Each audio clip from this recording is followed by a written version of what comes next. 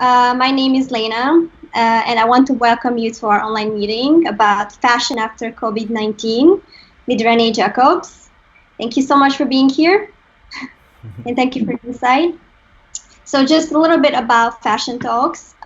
We founded Fashion Talks CH in Geneva, Switzerland with my partner Joris last year. There is like no strong fashion community there. However, there are very, very interesting emerging brands with like quality products and like transparent, sustainable, handmade, and other great values. And well, we wanted to give them a voice and also like more attention. Yeah, hello everyone. And as physical retail was already slow, we wanted to bring people to brands in Geneva.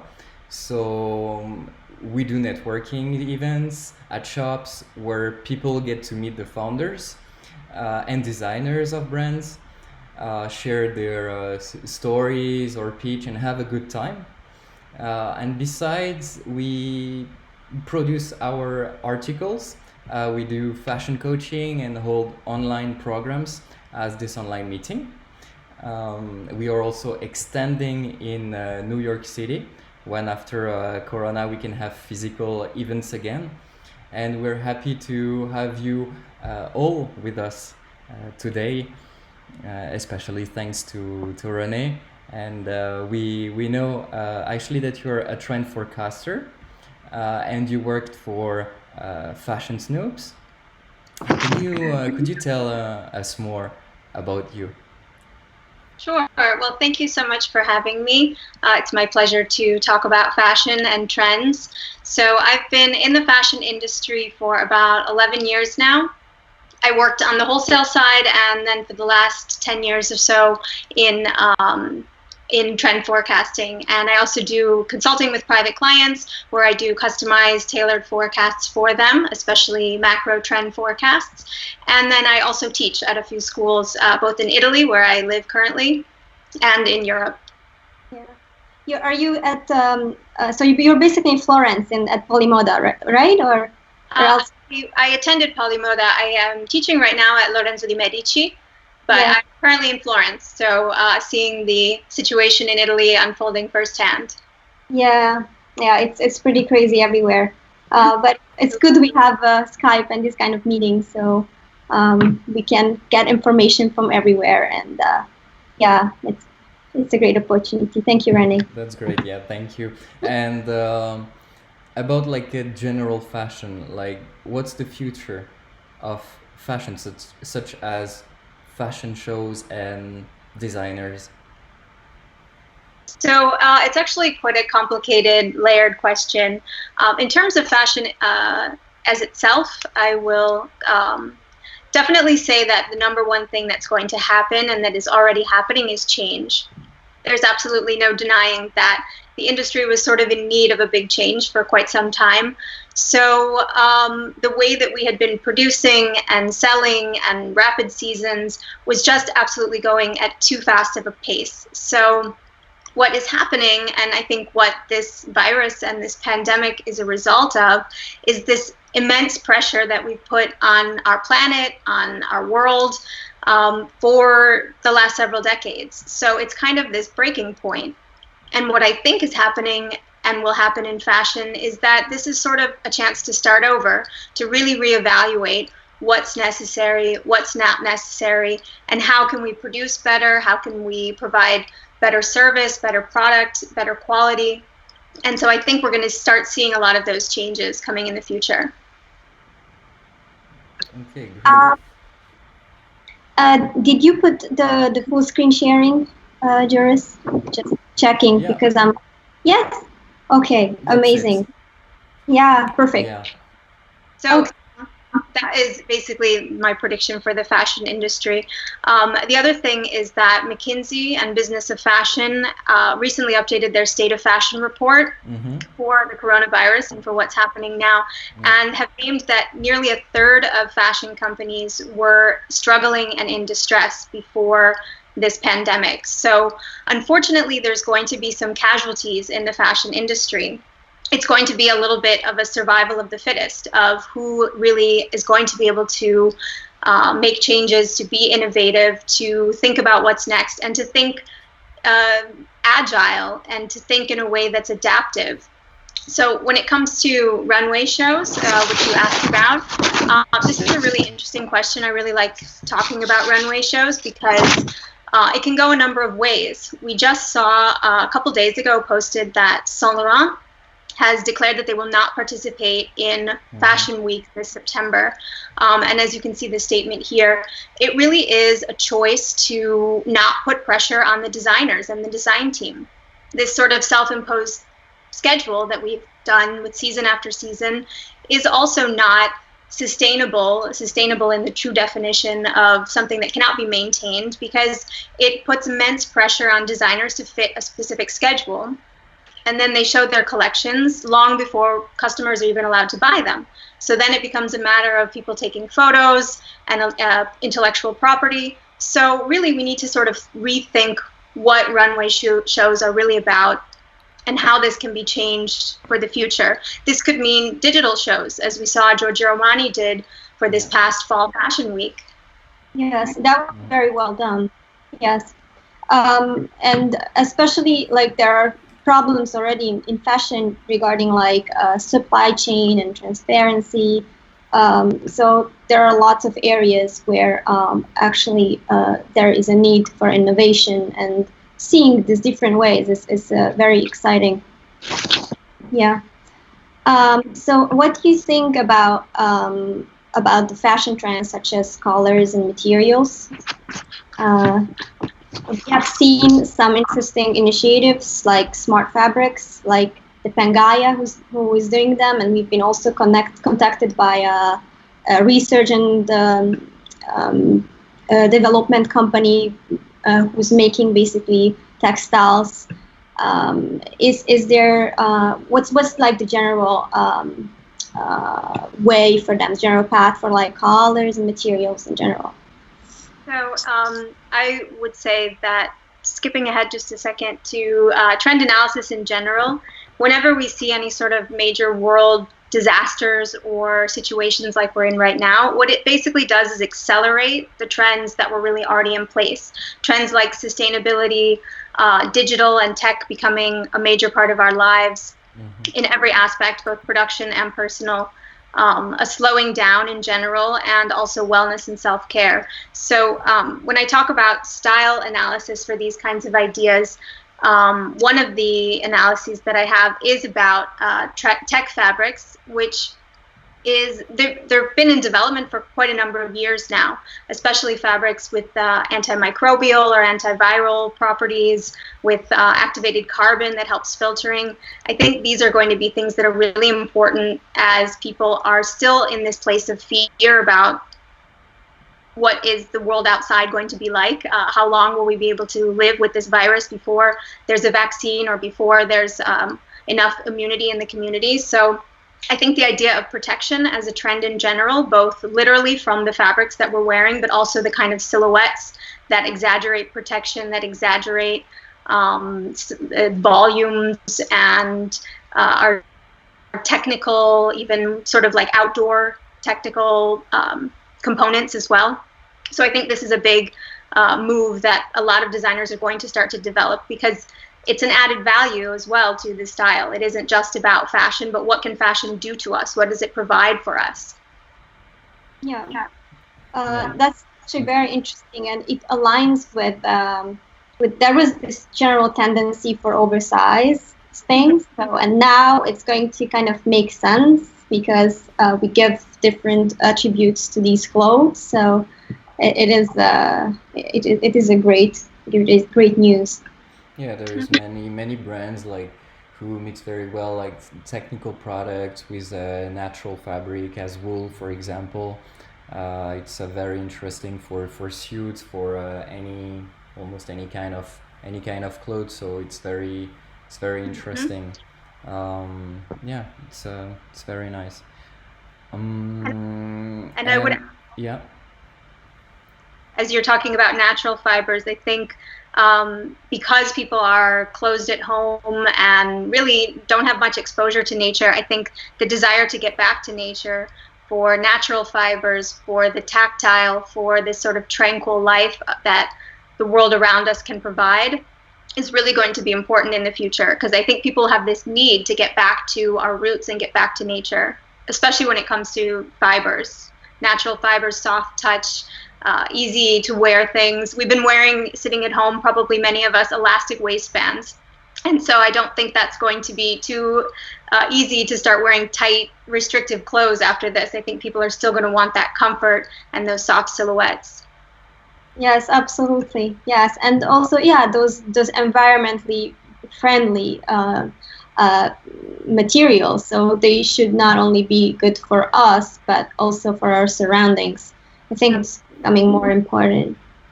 Yeah. And about actually the style, what style directions are you going to be thriving? I mean, people want to stay, I mean, like casual, dress up, you know? I think it's both. I think it's going to be a hard mix between, like I said, trying to get out of those sweatpants that many of us have been wearing for months. So it's going to be really about elegant and sophisticated, but yet not renouncing any of the comfort that we've come to get used to during this time. I think also in a recession, which we're now facing, a global recession, which could last a couple of years at least, people are not going to be so anxious to buy right away. They're starting to realize that they already have what they need for the most part. So to inspire a purchase at this point in the future, it's going to have to be sort of a classic or a long-term piece, something that has a lot of use, a lot of value, and can be worn in a lot of situations. Things like the trench coat, things like soft suiting, things like really high-quality fabrics in shirting and pants, things that do double duty that you can wear seasonless throughout the year. It's very interesting. So I've read that people will actually there are different opinions. So there's the one that says people will really want to dress up after this because we've been in our pajamas, in our like sweatpants for for like almost a month. And there will be like this line to like really like go over the top, but at the same time we got used to that comfort. So I'm very, very interested to see how these two different directions will actually look like in real life. Absolutely. And then another style direction I want to point out is related to wellness and related to self-care. I think people are also realizing in the time that they have at home, especially people maybe who aren't as busy as before, if they're not able to work from home, we're kind of nesting a little bit and we're taking care of ourselves and we're sort of coming up with this clean slate. I know for one, my skin is improved because I'm not putting makeup on every single day. So it's one of these effects that I think people are going to want to have this very soft, very comforting way of living, even if it means in the sort of color palette, this lighter mineral pastels. It's not sweet. It's kind of more of a rough Scandinavian-inspired direction. And I think this is also important because this is a very seasonless sort of a palette and very seasonless type of clothes that we're going to see, because at the moment we have spring, but many of our stores are closed. So it's kind of almost like we're skipping a season. And then when we come back, it's going to be right into fall season. But many of the fall orders in factories have not even been able to be produced because of closures. So we're really in a very mixed up seasonal situation, and it's going to take a while to recover if we do go back to the same traditional seasonal idea. Mm-hmm. Do you think that colors are global this time? Because it always feels like colors are so like cultural, but we of course have like a global fashion industry. So it's interesting to see these colors because of the feelings that they evoke or the meanings that they have. For me, it seems so peaceful actually. Yeah, I think that's the idea behind this palette. But to address color, I think there's no way around it that color will always be a cultural thing because of personal associations, because of emotion. Color can evoke so much emotion, and everyone has their own color associations based on culture, based on religion, even based on sports team association. If you are a fan of one team or another, or if you have a particular association, even on your own skin tone. If you don't like a certain color on your body, then you will never even look at it in the store. So there's no way around that club color is a little bit specific region by region. But at the same time, certain colors just feel appropriate in certain moments. And that can go for any part of the world. What feels appropriate and what feels completely inappropriate is something that you can tell just by instinct. Yeah. Yeah, that's So true. you talked about that people will wear maybe less things, less clothes, but with more quality. So they will maybe behave in a more minimalist approach. What do you think about this? That they will buy, for example, like good basic clothes, like a good jean, maybe a good shirt, a good pair of shoes, for example, that they will stay for longer than if they would buy like something cheaper, I would say, in terms of quality as well. Mm-hmm. This is my dream, actually, for the fashion industry, but it involves both having customers educated and knowing that that is the route to go, and then also brands being the ones who slow down, who stop putting new merchandise in stores every week or every 2 weeks. So it's kind of like a co-effort. I think with the recession and with people's disposable income being what it might be in the future, we just will see a natural less consumption. And that's a good thing for humanity. For the industry, unfortunately, there were businesses that rely on that income. But I think people will understand, or they're starting to understand, certainly in many places, in cities, younger people our generation, I think they're certainly starting to understand that there's much more value in that great, long-lasting classic piece that you can wear in a million ways, instead of the trendy thing, the fad thing that is sort of like a disposable one-time use item. I think people will be making those kinds of more conscious choices just because on a financial level, it's more viable at this point. Yes. Actually, this is one of the values that we really promote is to buy better.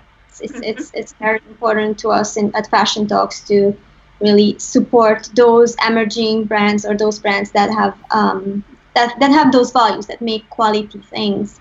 And especially just as you said it, that right now consumers are basically they're cutting back their purchases. There's a possibility for recession, and everybody sees how vulnerable the world is with this crisis.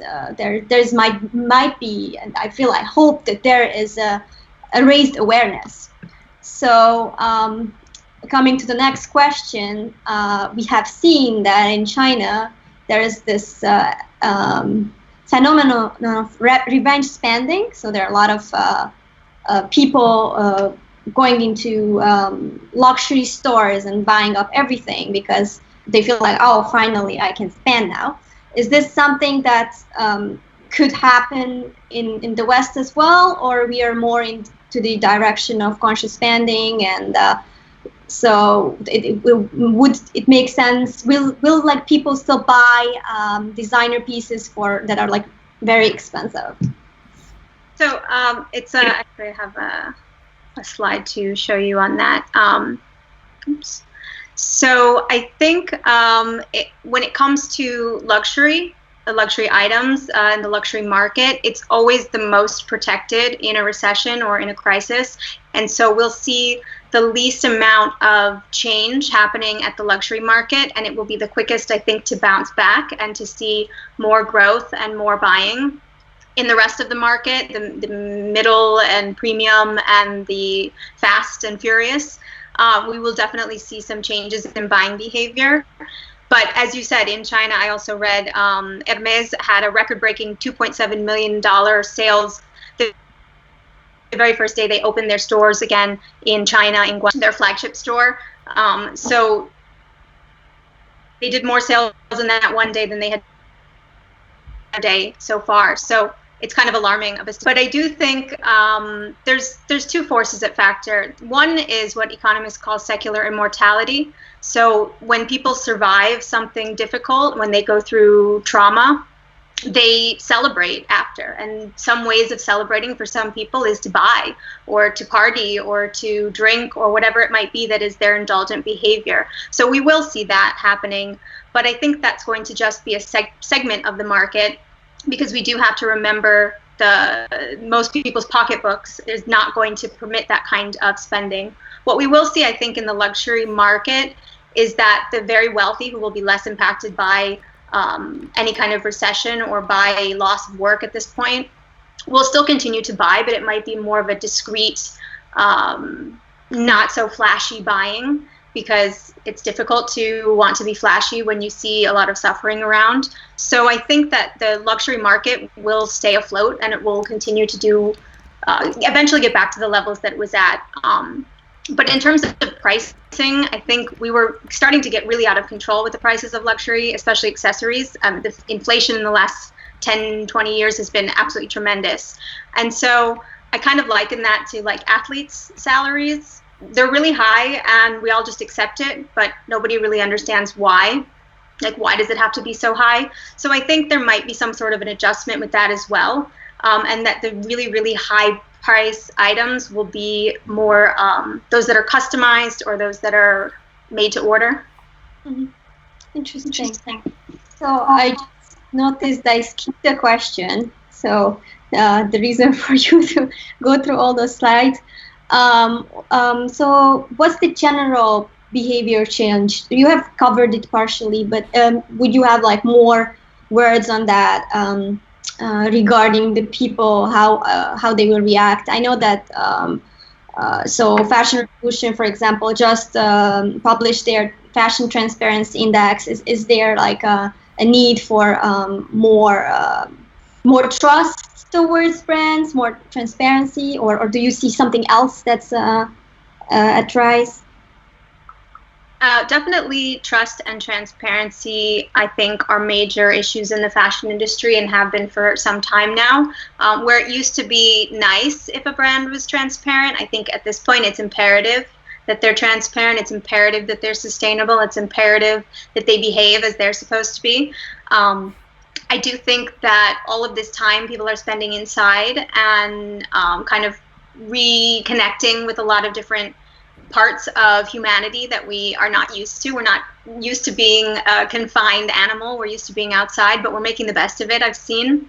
So people are getting back to making bread and crafts and working out at home and taking care of themselves. And so I think once people are allowed to go back to their regular lives, I think some of these behaviors will continue. People will say, maybe I don't need to go out to eat as much because I've learned a bunch of new recipes. On the other hand, people will want what they don't know how to cook. So there'll be a mix. But things will still be permeated by a lot of fear. And so I think there will be a long period of time where there's just a lot of hesitation to go back to any sort of normal life. And then I think another thing that should be at force is people supporting local businesses and local brands. It is a global world, but we've seen how reliant, especially when it comes to supply chain and production in the fashion industry, that we are.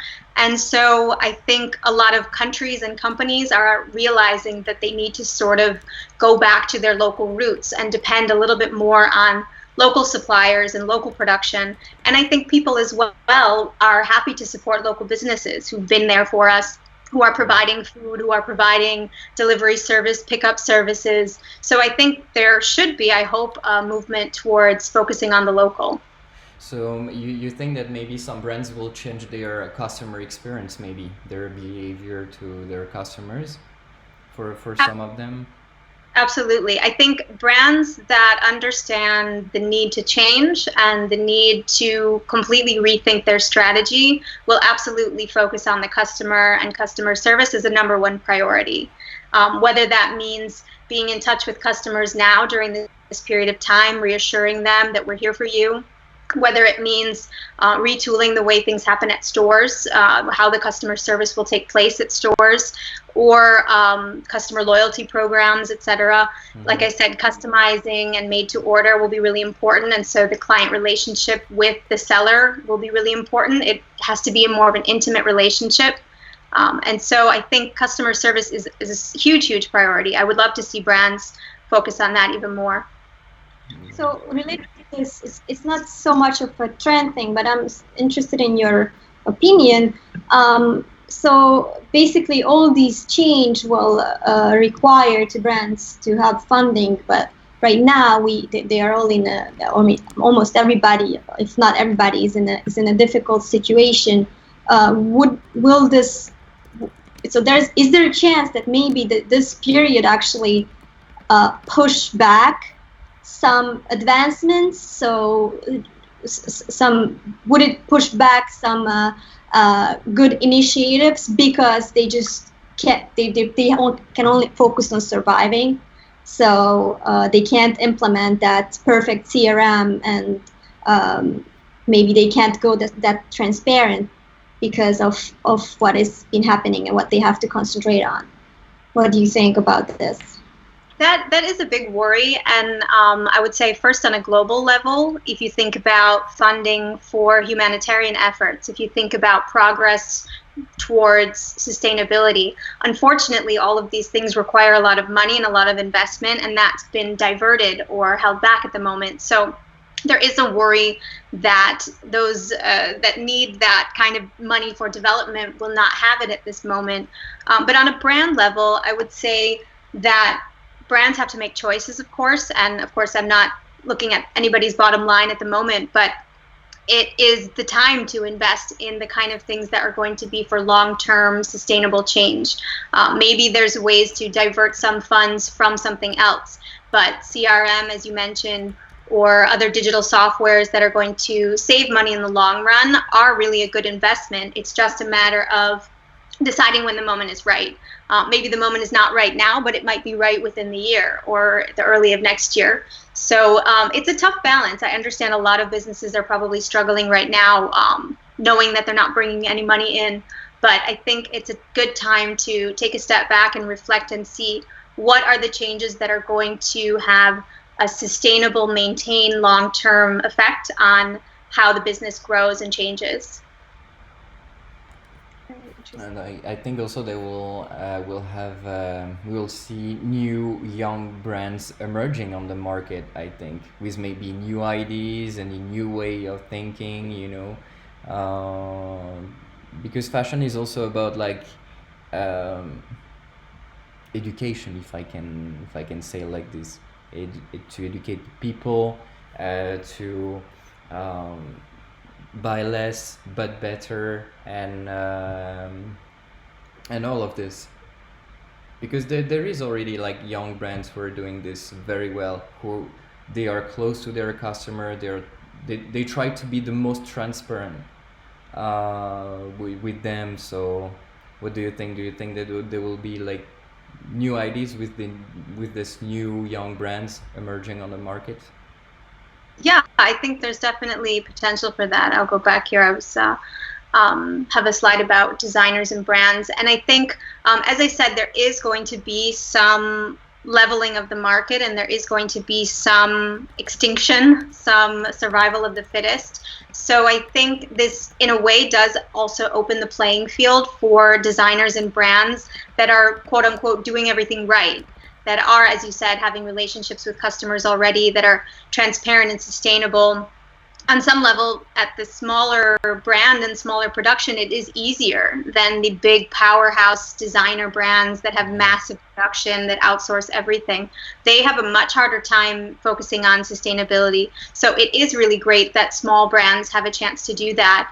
And they, I think, have a chance to shine in this new market, because I think technology is going to be a major player in fashion. It was already developing, but we were very slow to change. And I think this is the time when young brands can have digital lookbooks and digital runway shows. All it takes is a green screen and a model. So there's a lot of ways that young brands can show their product in a very massive way that would not have been possible years ago. So I think they have this potential opportunity. That said, of course, it involves finances, it involves reaching customers. And so really the most talented, the most passionate, the most driven, those are the brands that are going to succeed, because they're going to understand and research and figure out ways to make their brand work in the market. Absolutely.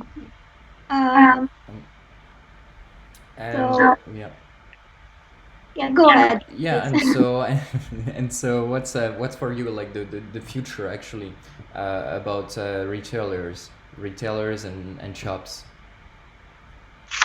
So retail, if you're talking about retail in terms of hard shops, retail unfortunately has been broken for a while now. But if we are talking about shops in terms of incorporating digital, in terms of changing the user experience a little bit, I think these are the ways that we can profit. Right now, there's been a huge move towards online.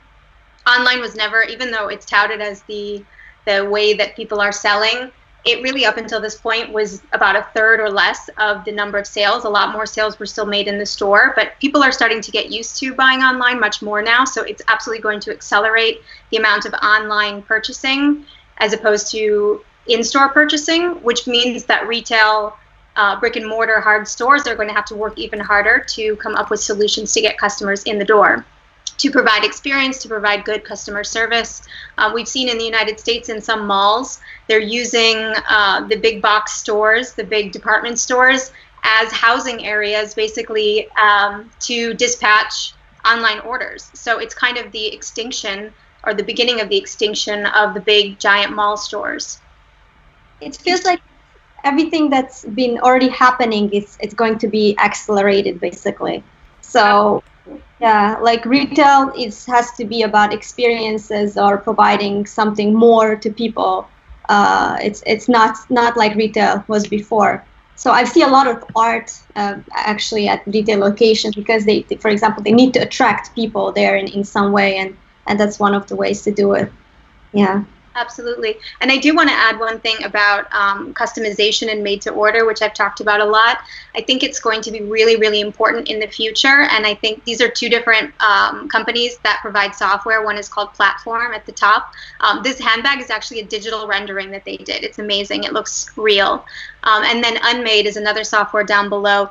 And these are both really great resources for brands to streamline their design process, their fabrication process, and to allow for degrees of customization for their clients, especially in knitwear. You can see that they just using digital software can produce a completely different model in the same production line without having to retool machines, and you can even move the production from factory to factory.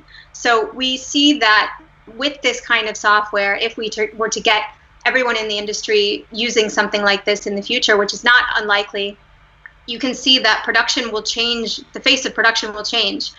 Goods can be produced in any factory that is compatible. You can even produce a particular run of your product. You know, on that day, you can book a run and say, okay, I want my product produced on that day, book a slot, but you don't have to have any particular relationship or minimums or any kind of prior relationship with that manufacturer. So I think if you can incorporate some kind of a customization, some kind of a made-to-order personalization in stores as part of a store experience, this has been proven to actually lead to far fewer returns, because when somebody puts their own stamp on something, they're very unlikely to return it after. And then it can also be a way to get people into stores. If these platforms are used in production, maybe there's some digital retail way of incorporating so that the customer does the customizing right there in the store. I wonder about the efficiency of this made-to-order process, basically, because to render everything and then to make it, it seems to be a whole logistic of it. So we can only do it if the technology is really seamless. It's definitely a very interesting phenomena. Yeah. Yeah, I think this is the new generation of technology. And of course, all of these softwares will do nothing but improve over the next several years. But I think they're very high quality already. There's some major brands that have already started to use these. And what it's demonstrated is that the digital renderings are faster, they're more accurate. The 3D printing can help modeling. So it's really a way of streamlining and making the entire design and production process smoother and more efficient. Have you ever made anything made to order? I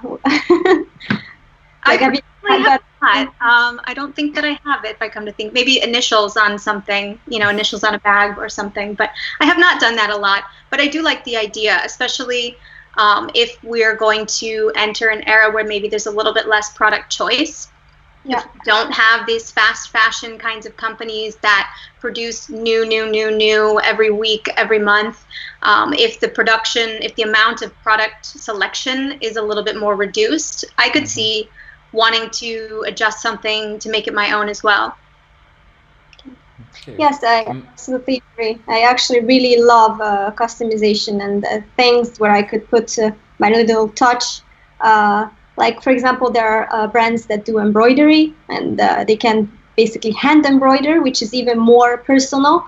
I used to work with a brand like that worked with refugees, and they would hand embroider everything. So there was also social cause in that, and that handmade touch. And definitely anything that feels more personal, that will not go in the trash, that will not be thrown away by anyone, because it feels like it belongs to you. And people Exactly. will feel close also to the brand also.